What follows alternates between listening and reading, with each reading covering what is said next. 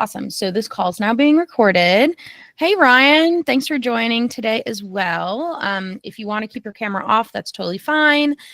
We have changed the structure of these marketing workshops to essentially be conversation style rather than having me talk at you for an hour. And last month we had a great session with folks bringing the questions that they have. As the season goes on, you are all in very different places in your business right now, very different seasons. But we wanted to make it more conversation style so you could get your personal questions answered that are unique to your business. So I like to open up the floor and say, what kind of questions do you have? And feel free to lay it on me and I can give you some insights. Don't all jump out at once. All right, here we go. There you go, Yvonne. It's basically a one-to-one with you. So, Eric has an initiative that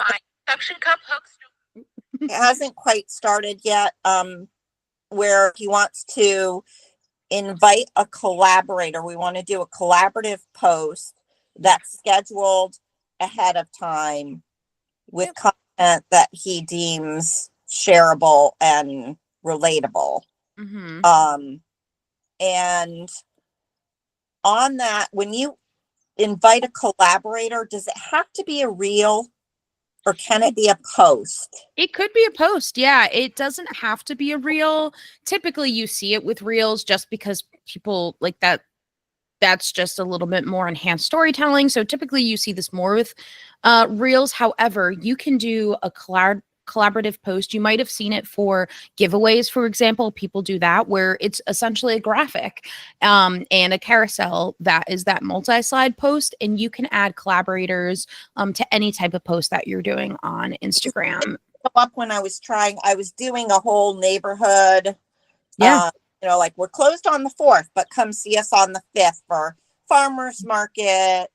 Don't forget our good old Bisbee's hardware there for us every single day for all, needs for your holiday weekend and all those kinds of things. And I didn't see invite collaborator show up. Okay. So let me give you that step-by-step just to make sure that you're going to hit the right buttons for it. So when you're going to do like a normal post, I'll just use a very random, just random photo from my photos. And you get to the caption part. So this screen you're probably familiar with. This is where you write your caption and tag the location and all of that good stuff. So you get it prepped as you normally would. And this is also true for the reel post as well. So when you go to here underneath the audio, there's the tag people. Yeah, tag was there. I could the option to somebody just but then this button right here, it says invite collaborators. So for anybody that's watching that does somebody are two different things. Of Instagram, I would say within the last 2 years. So tagging essentially says this person is in this photo and puts that photo on their profile, but in kind of like a tucked away tab where their tagged photos and content are. Where collaborators puts the post on both people's accounts.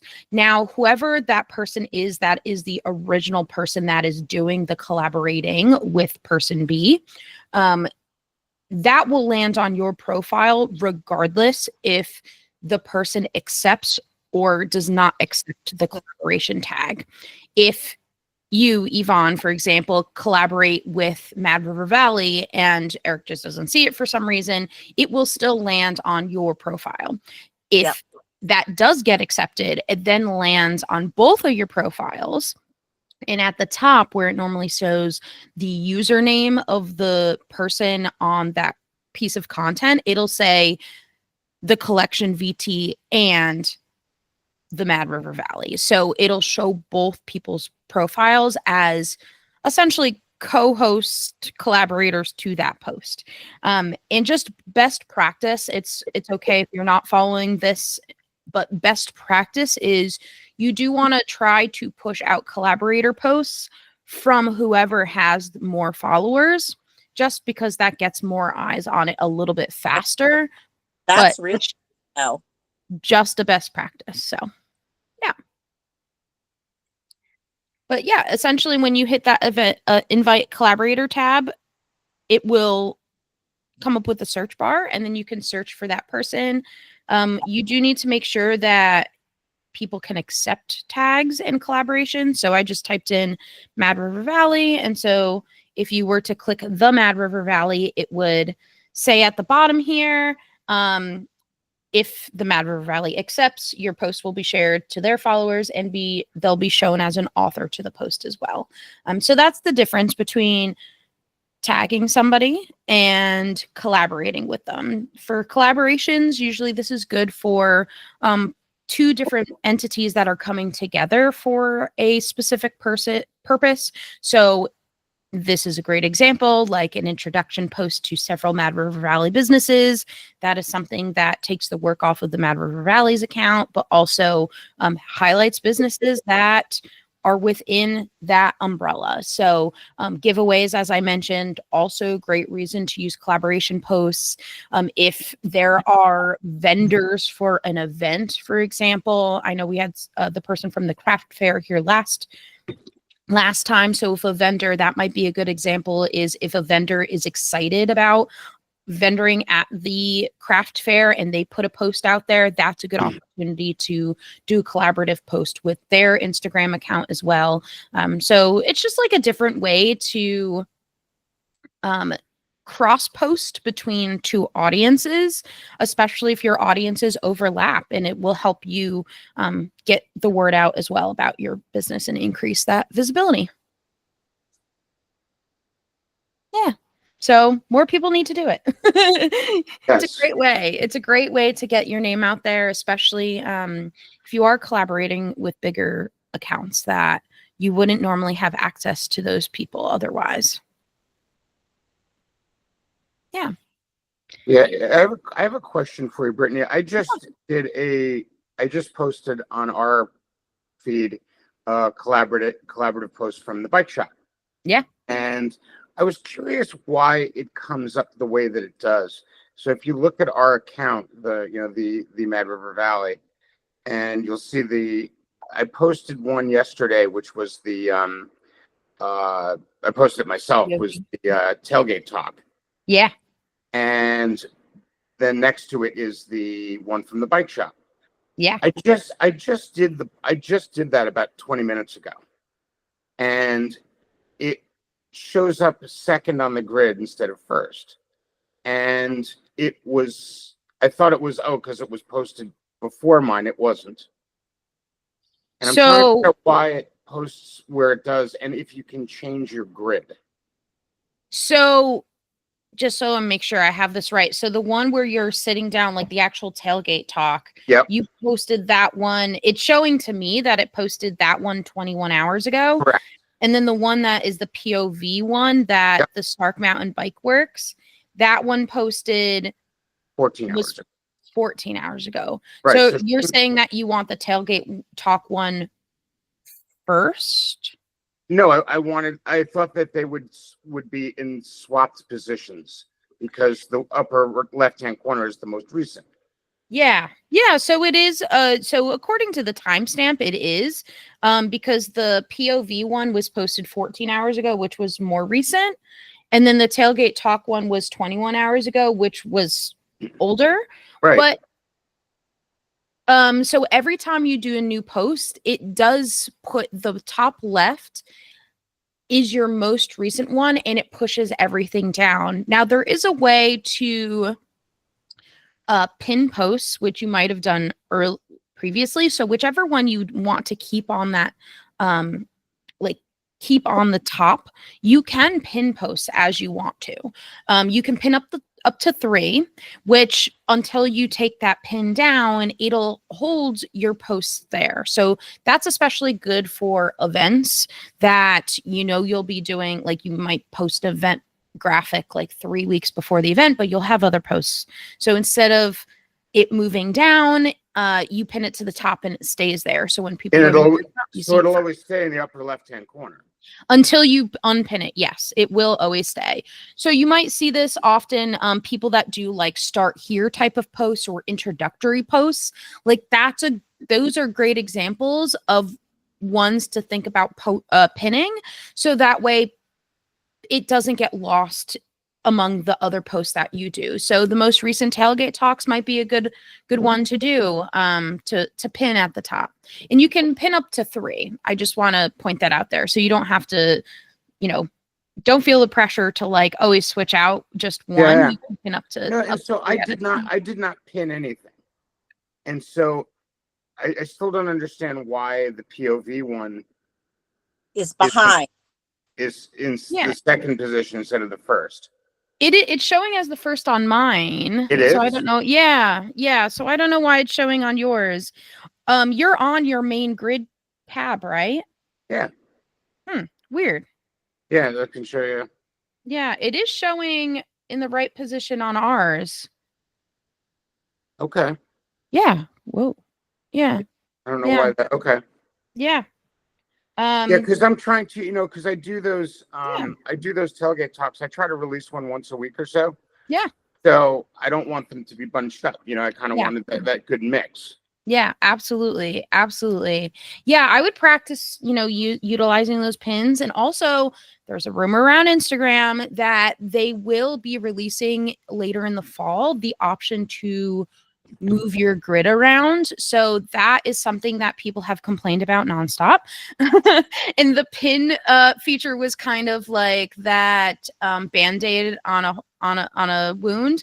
So Instagram is now considering the actual feature we've been asking for years of remixing your grid. So the option to drag things to different places.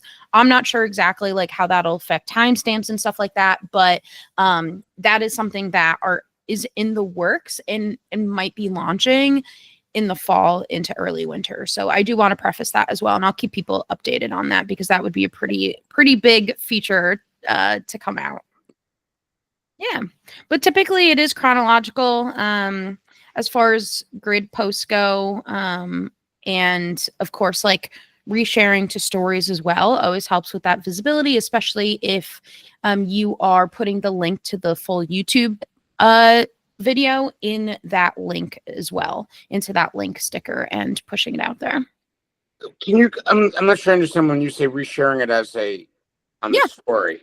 Yeah, so you have kind of like 2 sections where you can post content. You have more than that, but the main 2 on Facebook and Instagram are the grid and stories. So the grid are those permanent posts. They're the ones that you are very much used to creating. They have the captions, they have hashtags, they've got all that stuff. So that's what creates your grid. And then you have your stories, which you're used to sharing stories because I see that you have a story. I see that you posted a story, which is great. You can always, if you put out a post and you're like, I want to remind people that this post exists, you can always click. So Tailgate Talks, for example, you can always click your post and then you see where it has that little airplane. That's the share button. So you are able to share to your stories, which I don't have that option, but you can always share down here. You'll see something that says share to stories. You can always reshare it as many times as you want, honestly. Right. It's funny. I never have even thought about putting one of my posts into a story, which totally makes sense. Yeah. So if I do this, I'm just looking at it now. If I go to post and it says add a caption, if I don't put a caption on there, will it use the existing one? On which screen are you? If I put that post onto the story. Yeah, you don't have to put text. No, but it won't show the one that I posted to the post. No, it will not show the caption. What you could do, and I'll do my own as an example, what you could do, so like here's the reel I posted yesterday on my own. I'm going to go and hit share or add to story, which is this one. It's the circle with the plus. Right. If I don't do anything, like if I don't add a caption, like if I don't touch anything beyond this, it will add this like colorized border. And it would essentially be on the viewer to then go into the post to look at the caption. Like this essentially for viewers, once I put it as a story, will make people be able to tap it so they see the full post.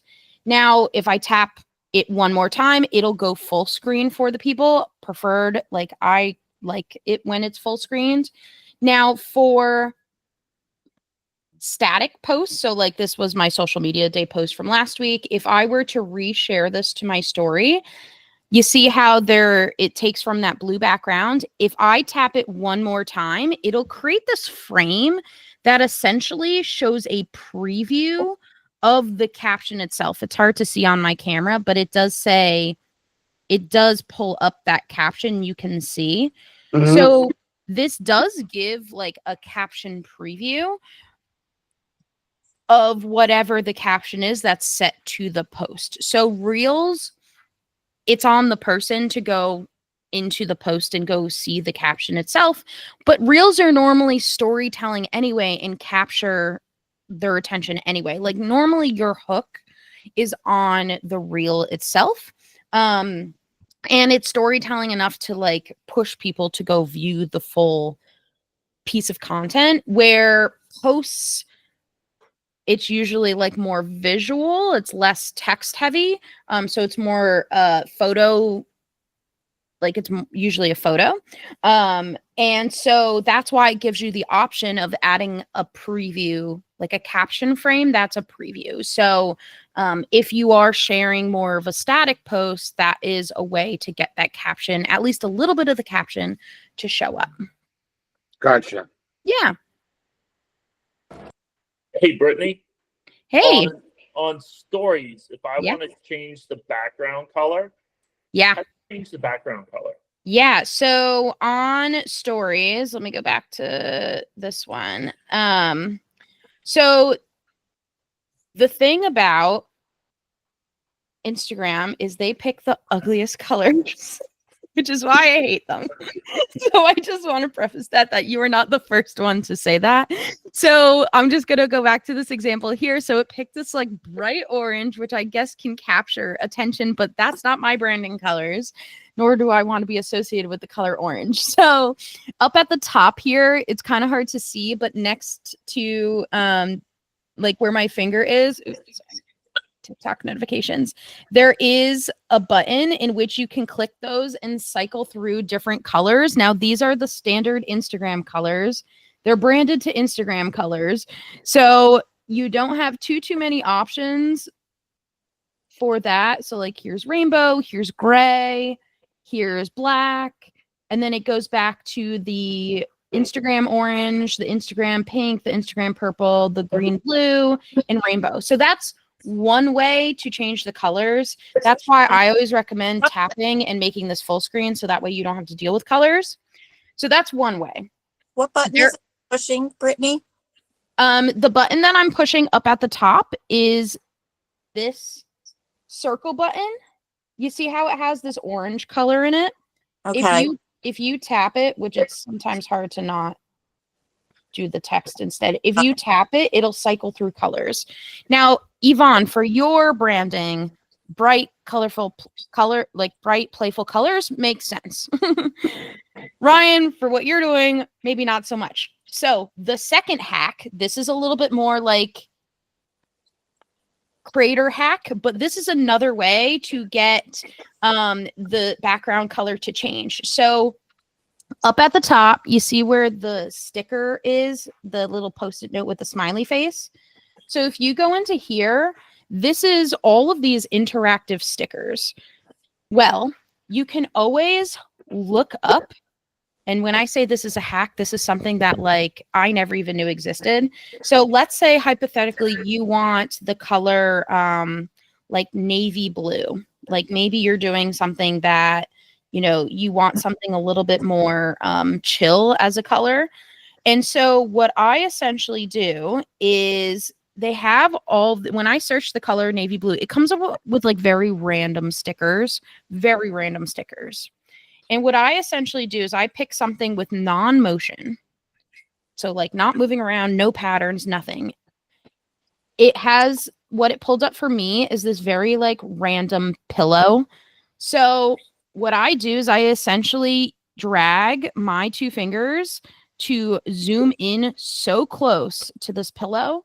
And then what I do is I hold down so that way it comes up with the layers button, and I move this behind. So I drag my finger down, and I'll show you guys again because it's when I say it's like an underground hack. Yes, exactly. So yeah, you zoom in with your fingers and then you pull it down so that way it goes to the bottom layer, and that's how you can change the background color.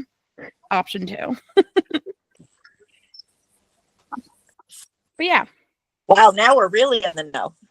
Now we're really in the weeds there. So that's another thing. Like if you wanted to add like things with patterns in it, like there's so many stickers that exist on Instagram, and there's so many funky ways to utilize these. So some people like they like to do patterns that it just breaks up that visual monotony a little bit. So like I just looked up the word square, and this is a square that changes different colors. So if you wanted to get a little bit funkier, you could hold that square onto your post and relayer it. So that way, like it kind of gives like a cool background behind it. But again, it's getting like a little bit more into like this advanced weeds that it's okay. Like you don't have to have everything branded. That's the whole reason why stickers existed to begin with. Or sorry, that stories existed to begin with. So it takes the pressure off of content creation. But I totally get it, not wanting to have bright orange or bright pink or bright purple being all of your story backgrounds, because we don't match the branding of Instagram. So yeah. Now, I got another question for you. Yeah. I started using was it Metricool? Yes. Okay, but I've noticed in there you cannot if you want to add music to Reels. Yeah. Can you download your Reels with the music from Instagram, then upload that to Metricool? Or so that's the caveat. How can you is there a hack for that? No, because music licensing is something that nobody can ever crack. So the caveat is if you are creating a reel with licensed music, so mainstream radio type music, anything that, is not just like random lo-fi, you would have to create it in the app itself and pre-schedule it that way. Okay. Do you know how to schedule things in the app? Okay, cool.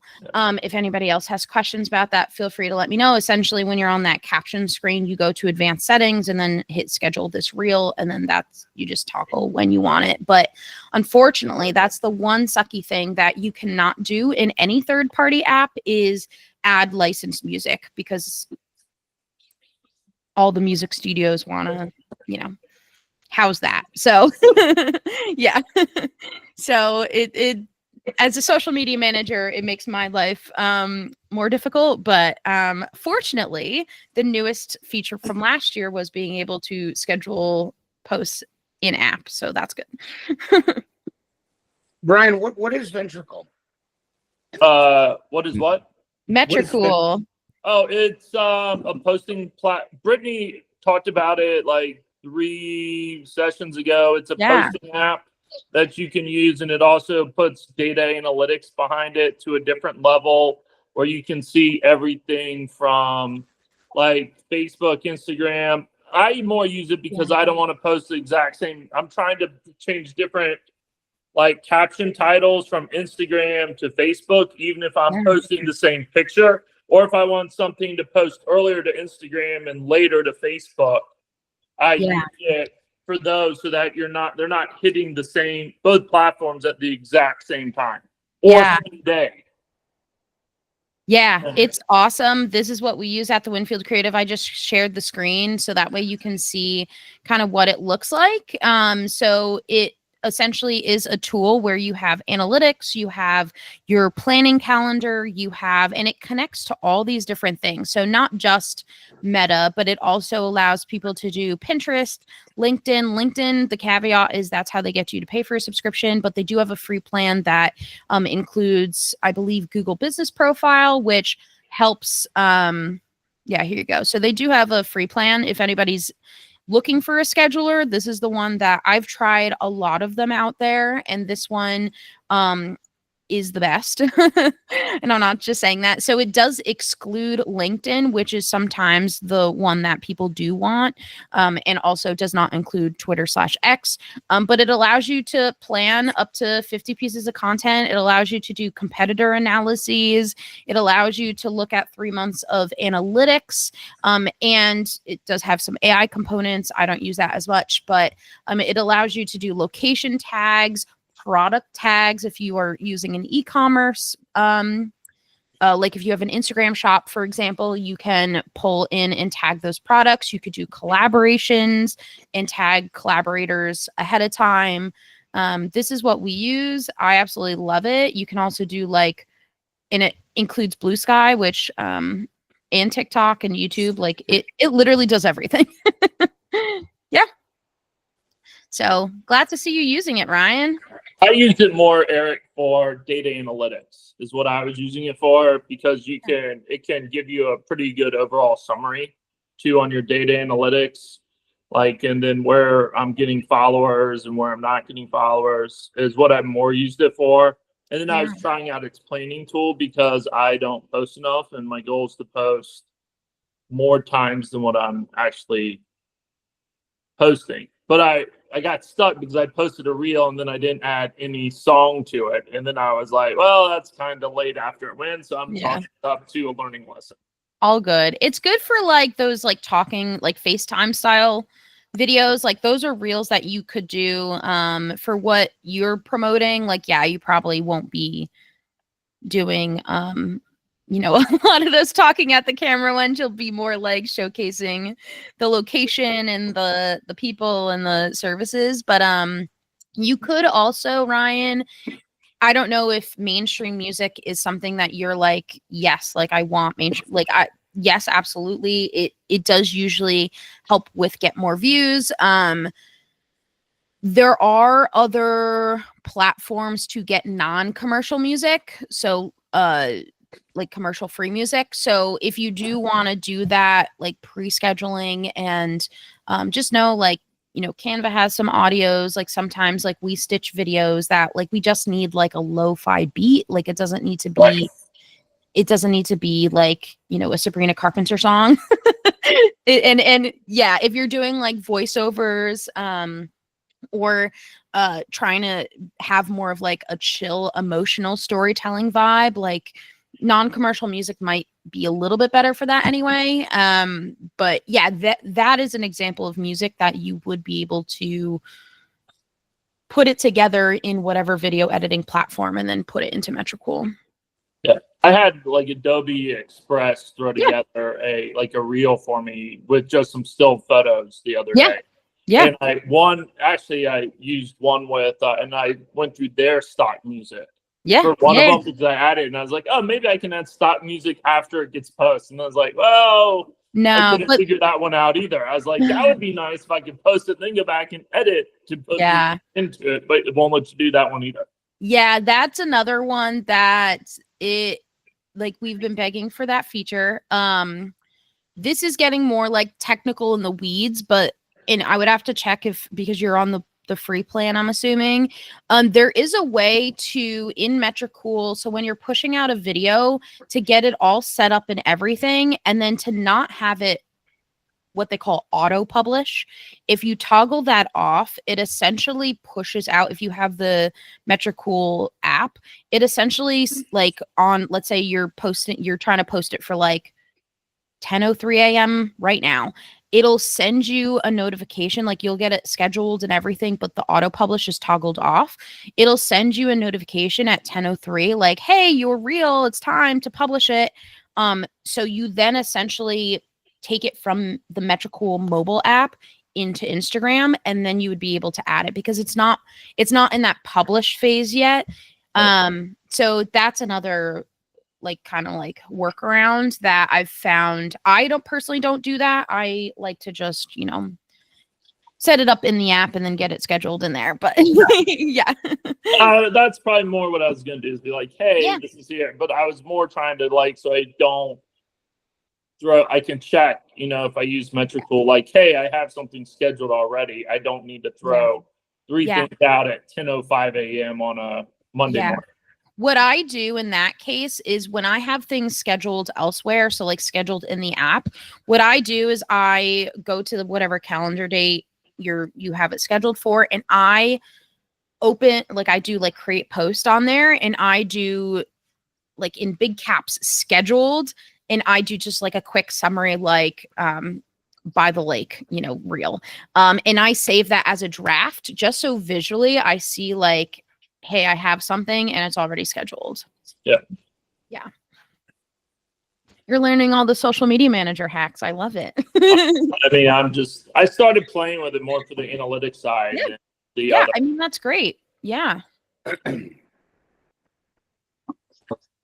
I haven't been great recently about posting, and I haven't done a reel in a while, so I'm not sure if this has been an issue that's been, let's say, fixed or whether it's still ongoing. But there's been an issue where if you're overlaying music on top of a video that you're taking for a reel, that you're hearing the original sound and audio from your video, from the video. Yes. So in that is not an uncommon thing that I've heard. So it's not just you. I know what's going on. Yeah, let me just pull together a quick like reel so I can walk you through. So actually, let me pick a less annoying song to do as the demo. That'd be good. So in this case, there you go. So in this case, like you can hear the background noise, like the sound effects, so to speak, that are in the original video. So when you're looking at this, like this is just a random reel that I just like picked a video from my phone and picked a random song, but you would be able to still hear the sounds that are happening. So you have these two tracks, right? You've got your video track with the original audio, and then you have an audio track. So when you are editing this reel, what you want to do is you want to make sure that none of the tracks are selected, and then go to volume. It's this button. I had to move over a little bit. So, sorry, it's hard to do when you're not looking at the screen. So it's a little bit further over, and you'll want to click volume, because this allows you to adjust the different volume tracks of the two different audios that are currently in the video. So what you'll want to do is you'll want to keep that audio track. Random call. It's a spam call. We get a lot of those nowadays. So that first one that you're looking at is the global clip audio. That you want to turn down to 0. It doesn't automatically get turned down for some reason. That third track down at the bottom, that is the song that you just added. So what you'll want to do is you'll want it to look like this. So it's 0, 0, 100. So that way only the song that you are adding to it. Center. Sorry? Can you put that a little bit more center? Yeah, so absolutely. I can take a photo shot. Okay. All right. Thanks. No problem. So you'll want to make sure that the song that you added, which would be this bottom one down here, is at its highest volume. And then when you play it back again, you'll notice there are no sound effects playing. So like you won't hear like the crunch or like the box falling in the corner or whatever that sound was that you heard originally.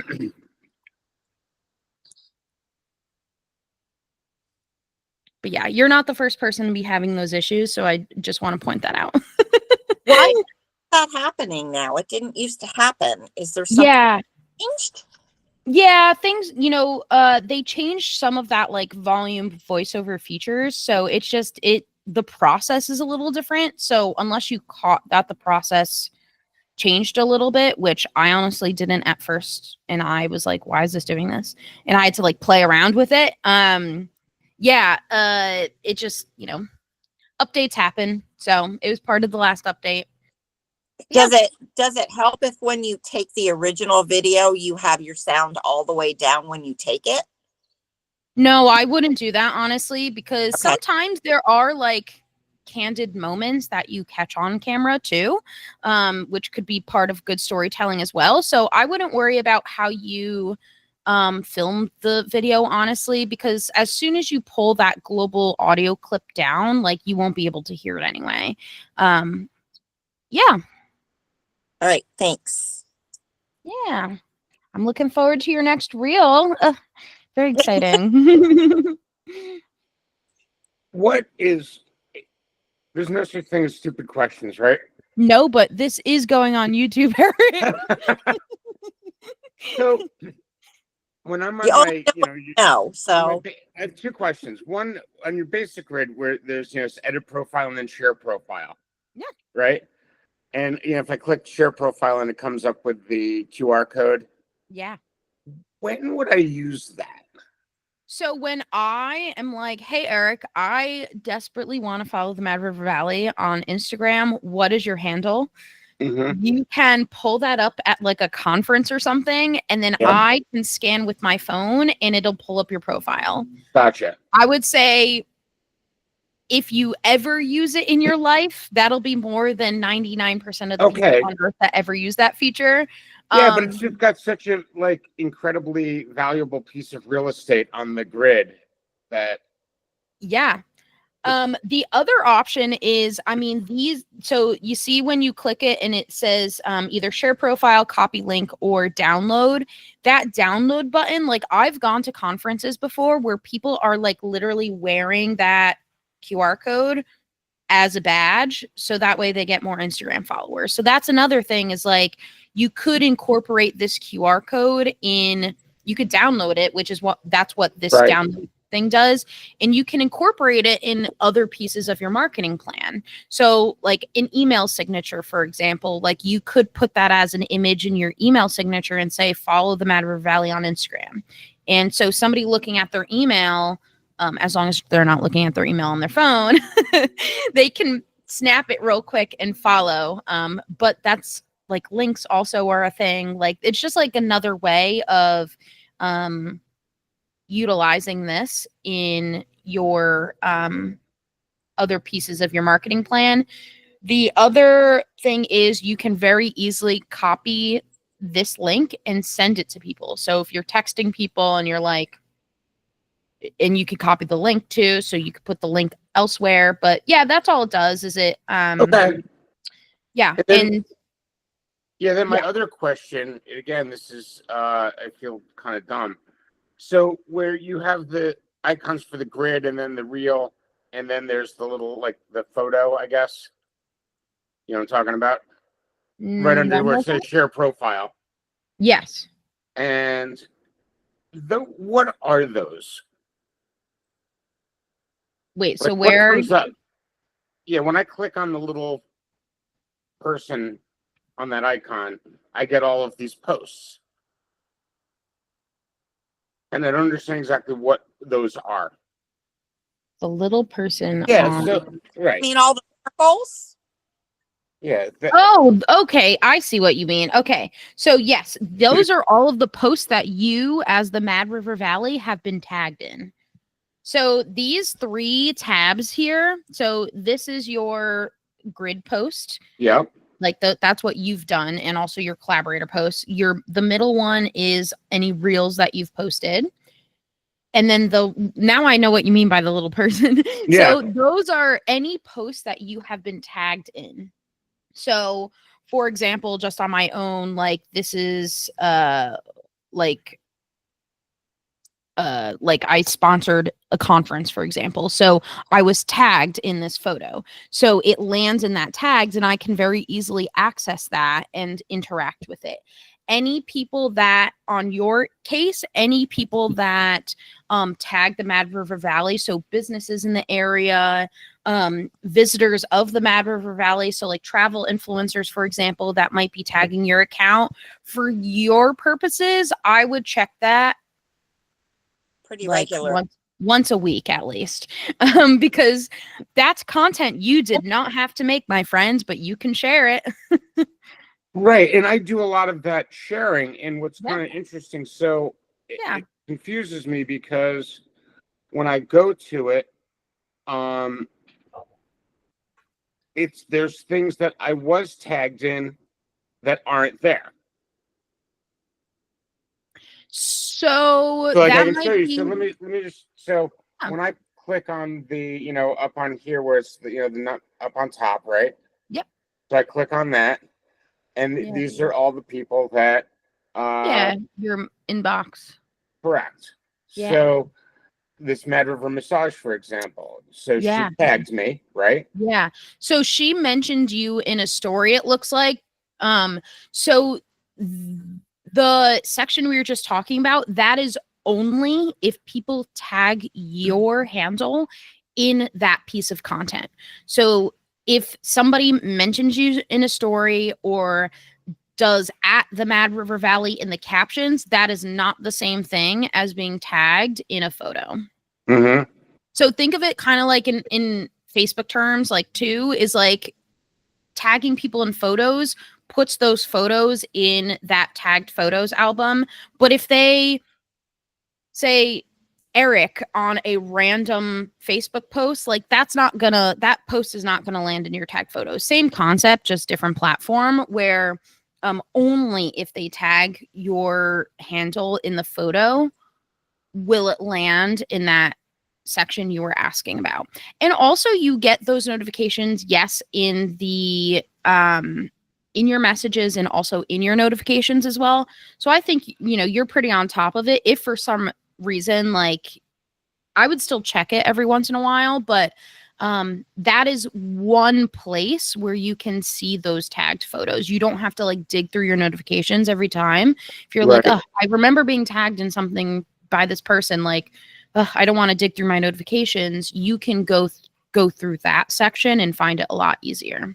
Well, it's interesting because then I noticed that how chamber members are not doing that. Yeah, that's something, So that's, to remind them of. yep. Yeah.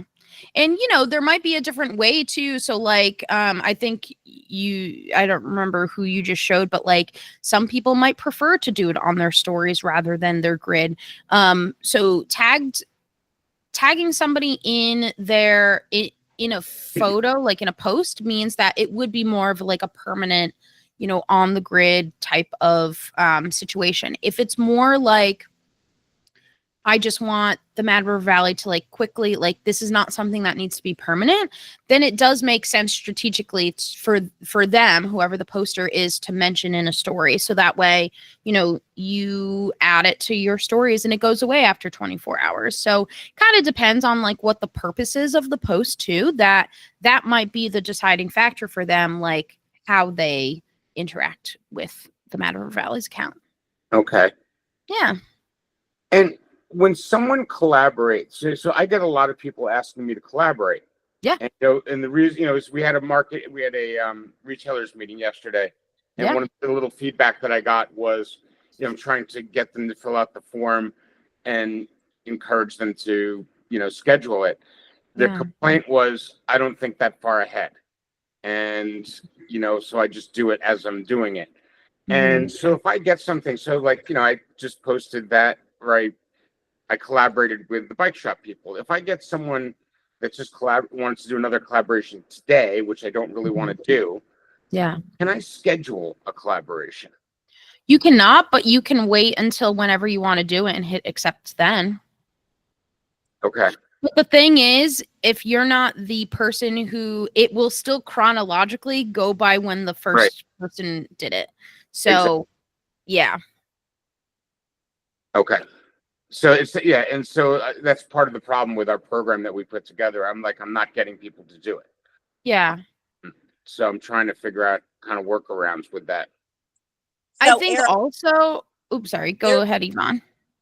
that's a reason right there as to why doing the post collaboration ahead of time, that scheduled collaboration, is more meaningful, because if we just collaborate, we just ask you to collaborate when we're posting, the timing of that may not work for your grid and your flow.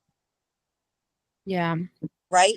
So you're trying to get it to work within the whole flow of the whole story that you're trying to tell with whatever you've got scheduled, and your tailgate talk things that you want to post, to like reach out there and say, oh, did you see the tailgate talks?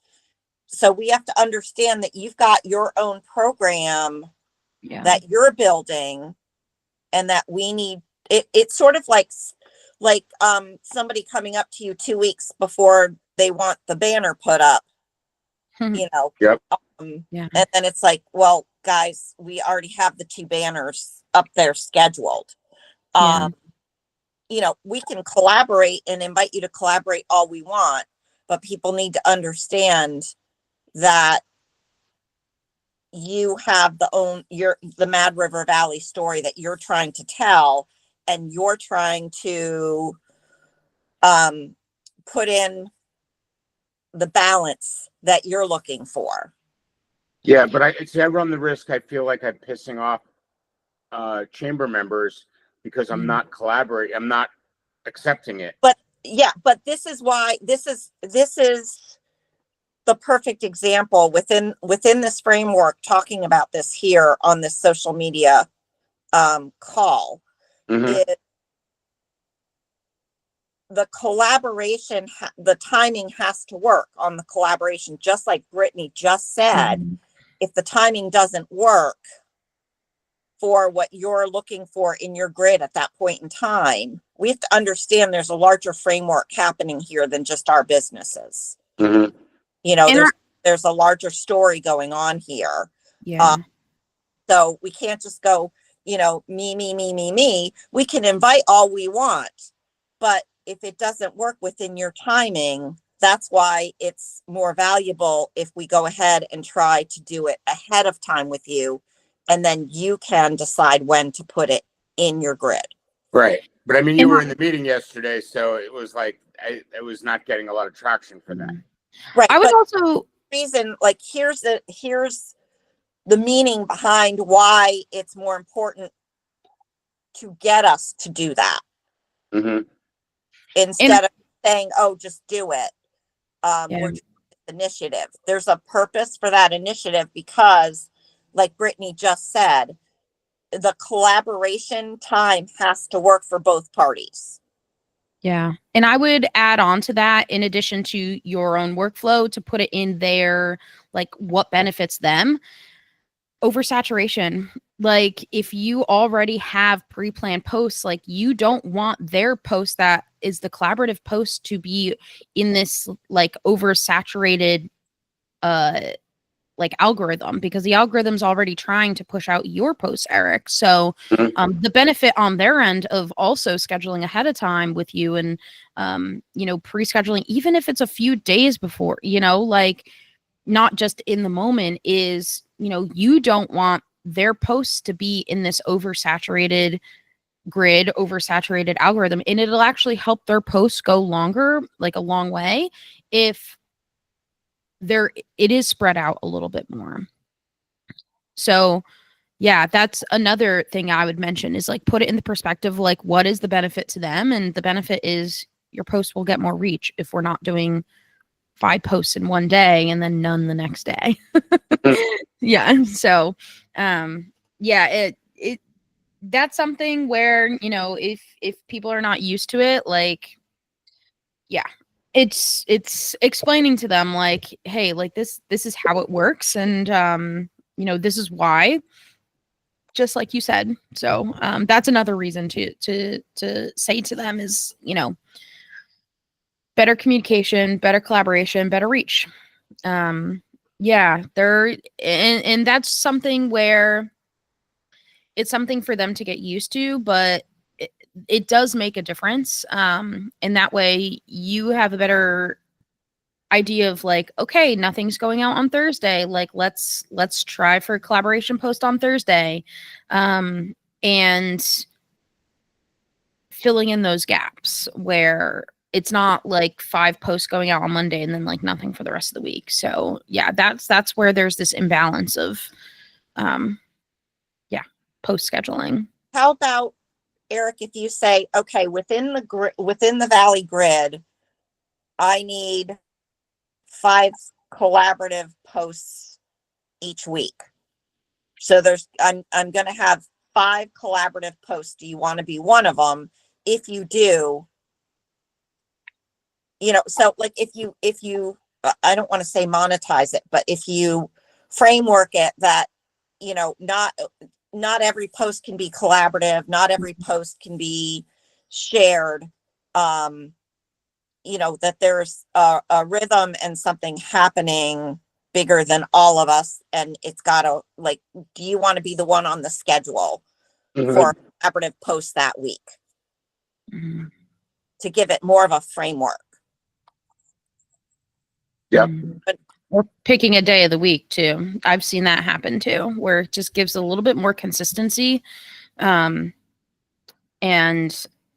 like boundaries. So that way, but I do agree that, you know, like it's going to be, and this is something we should talk about, you know, off call, Eric, but yeah, figuring out like how to adjust the framework so that way somehow it is a little bit more pre-scheduled than you know, just, hey, it's Thursday and I've got something that might be good on the Mad River Valley, let's just see if they'll hit accept.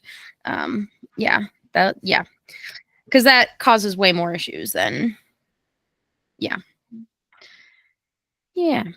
Oop, Ryan, you're on mute.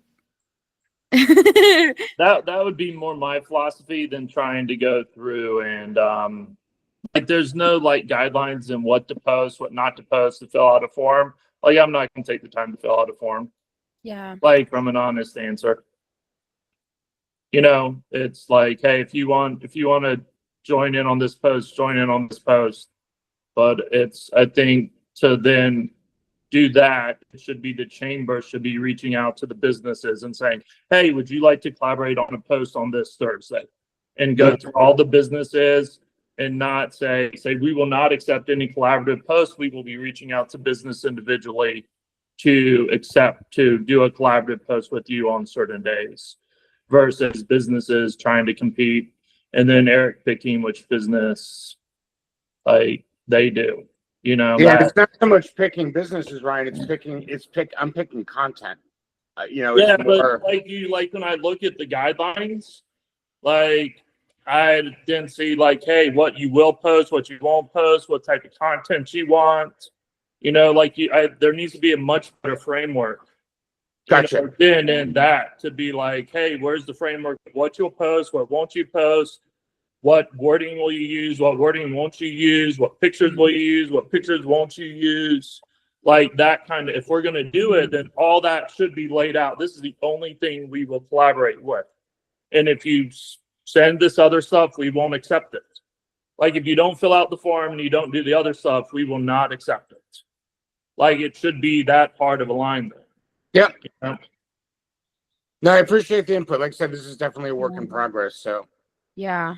I feel like I'm looking at the collaborative, like what we put together. And I feel like, yeah, we gave some ideas, but giving more of like a guideline of like, real specifics. Yeah, more specific. Yep. We'll talk about that. Cool. And definitely highlighting that it's more lifestyle, like the Right. I do think it's a great idea. the Mad River Valley and how your business connects to that, Yeah. or your business brings to that vibe. No, Yeah. absolutely. Yeah, I'm gonna put this on our agenda for next And I'm month. talking about all these things. I'm not so great about initiating and actually doing this stuff. So I apologize for that. It's just kind Well, of who I- Yvonne, when I come down on the 12th of August, we'll do only for people that show up regularly for these. Will I go and do content creation and film you, and we'll get a collaborative post going. Well, I know we don't have too much time left, but one of the other questions that I had for you is, and I did this before were hacked. How do you feel about the highlights? And I don't use them. I notice like on yours, you don't use them. What do you see the value and your kind of thoughts on that? So my thoughts are in my just Brittany world, it's just like one more thing to like keep track of that. Like for me, it's never been a habit that like I was very good at it in the beginning when I started my business, and then I'm just like, whatever. If they missed the story, then they missed the story. And also archives became a thing so I could always go back into my archives and then reshare a post. So there is a workaround. Highlights, the pros about highlights is it does allow you, so if anybody doesn't know what a highlight, those are those circles that are just under your bio but above your grid. Oftentimes they're branded. If you didn't add like branded covers to them, then it'll just show with whatever the photo was that first one is. And highlights are a way for you to essentially store stories because stories go away after 24 hours. If you were to add those stories as a highlight, you can essentially create like little highlight buckets. So oftentimes people do it for like client testimonials or like a start here to do a little bit more storytelling or the pro is that it keeps stories for longer than 24 hours. They do weigh a little bit more, and like in a lot of like content creators do use them. Not as much like smaller businesses. Oftentimes people are not interacting with them as much because it does require you to actually go to that person, like intentionally go to that person's profile and then click into them.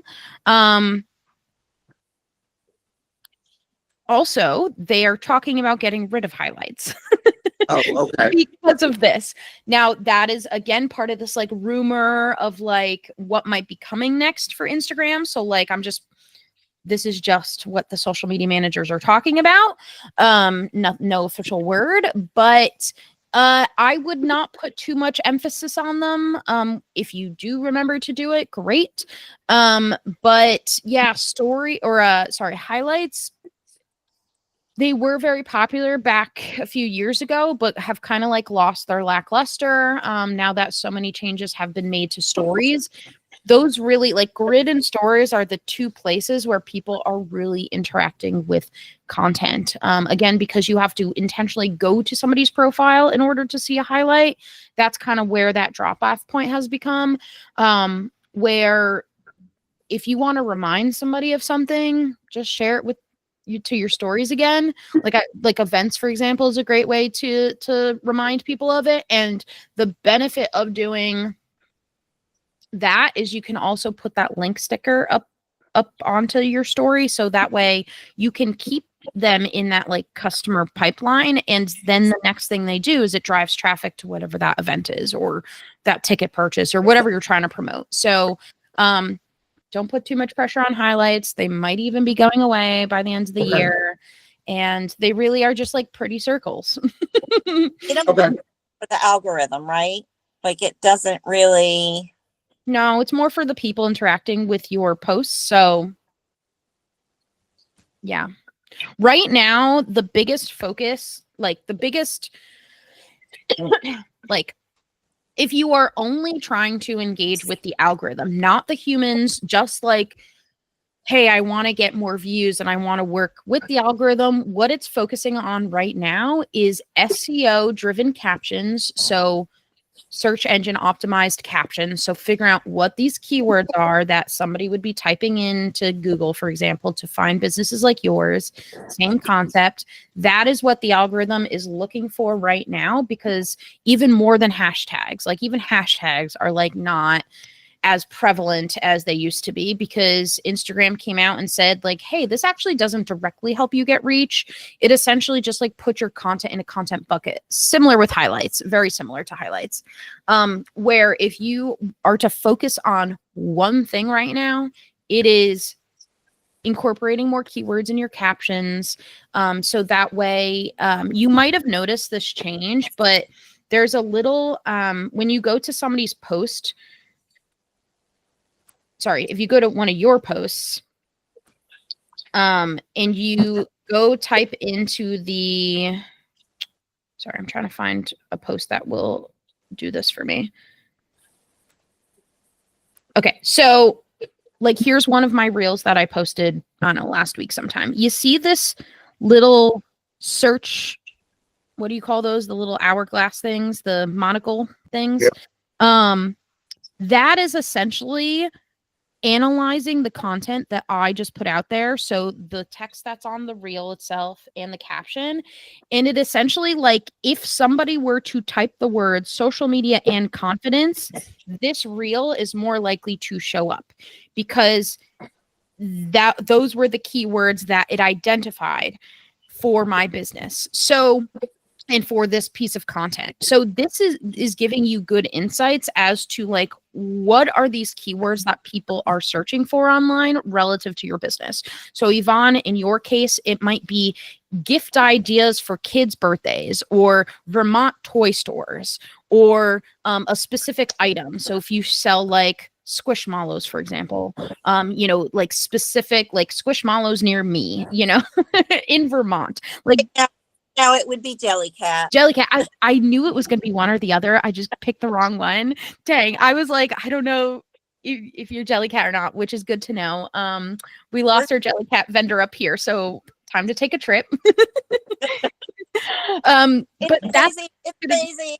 Yeah, but that's a good keyword to use, because Jellycats in Vermont, that means I don't have to go order them online. I don't have to support, yeah, they're adorable. Like, these are keywords that people would be typing in, is like, where do I find Jellycats in Vermont? And so these are keywords to think about. So that way you are essentially answering a question that somebody would be typing into Google. In your content, it's more likely to show to that person. So that's what I would focus on. Less about highlights, less about hashtags, more on those keywords and optimizing that content. If you are trying to like really like think in the way the algorithm thinks, that's what it looks like. That's what it looks for, essentially. I have a quick question for you about tagging. Yeah. Between tagging in photo and tagging in content.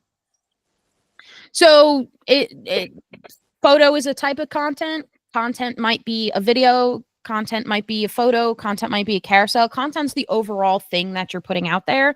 It's the post that you're putting out there. The photo is just like one type that you could put out there. So in a carousel, which is that multi-slide, you could tag each individual photo. So let's say a picture of you, Yvonne, is in slide 1. A picture of me is in slide 2. A picture of Eric is in slide 3.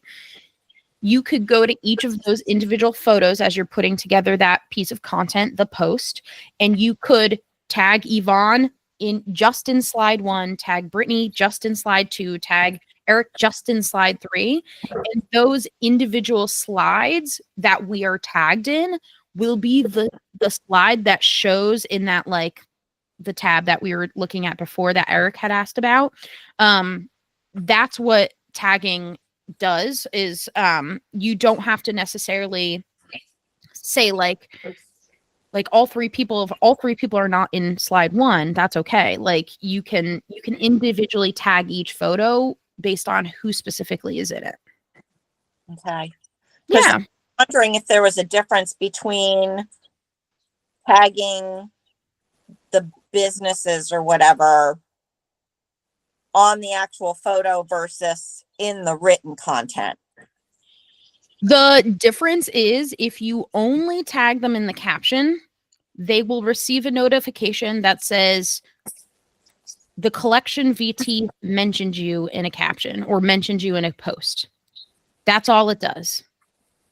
If you tag them in the photo only, if you tag them in the post only, it'll send a notification saying the collection VT tagged you in a post, and so you'll receive that notification, or that person will receive a notification, and it'll also land in that tagged photos tag or tab for them. If you do both, it'll still just mention, like it'll send them a notification and it'll tag them in the like it'll show that photo in that tag tab. Now the caveat is if somebody has their settings on where they are not tagged in photos, or they don't, if they have their settings on where they do not just allow anybody to tag them in photos, you might not be allowed to. It might be grayed out as an option. So still mentioning them in the caption is always a good best practice. And that is actually something, like, they still get a notification, so it's on them if they want to like interact with it. But also from a like third party, just a random viewer seeing this interaction between these two businesses, mentioning them in a caption and tagging with them just has more of that, like, from a viewer's perspective, it's like, one, it's easier to read the business and interact with the business. They don't have to go like search for the photo that that business is tagged in. And it's also more like it acts more like a hyperlink. So like the color of their username is like is different. So visually it stands out more, and it actually holds like a better benefit to the business if both are, you know, if you do put them in the caption as well. Because then that it's like just more visually obvious to the user rather than like them looking through like the little tag for that business, rather than like, hey, you know, we're collaborating with, you know, the Mad River Valley. Like, it's very much right there. So it's always good practice to do both if you can. Yeah. So that's what I got for you. Thank you. Yeah. And I also, because we had a lot of questions about tagging today, I also want to preface, and I think I said this last time to the person who runs the craft fair, but you can only tag up to 20 accounts in one post. Now, for most of you, that will not be an issue, because when are you ever going to be interacting with more than 20 people? Actually, no, Eric, you probably interacted more than 20 people, but that's an example of like vendor lists, for example. Like if you are having to like tag a lot of businesses because you are featuring like doing a vendor spotlight, for example, like just know that there is a little bit of a limit on there, just so this prevents like spam bots. So that's a preventative safety measure done by the app. But just know, like, if for any reason you are in a situation where you have to tag more than 20 people, it will not let you. Yeah. So in that case, I would split up the post, be like part 1 of the vendor highlight, part 2 of the vendor spotlight. So yeah. A lot of good questions today. Oh, very excited. This gets me excited for my day. But we aim to please. Yeah. I'm heading to the dentist after this, so this is a lot more fun. Yes, for sure. Any other questions, you guys? I won't see you for another month. No, we'll be saving them up. Yeah, but you'll see me in person next time. So 9:30 at the Mad River Valley Welcome Center. Yeah, we And remote as well. In remote, yes. So we'll have that recording going. I think it worked pretty well last time. I talked to the individual who was on the Zoom, and they said they were able to hear everything. So yeah, we've got a good setup, and we get to see each other face to face. That sounds good. Thank you so much, Brittany. Really appreciate your time. Of course. I'll send the recording to you after this, Eric and Yvonne and Ryan. It was so good to see you guys again, and I'll see you very soon. Thank you so much, Britt. No problem. Bye. That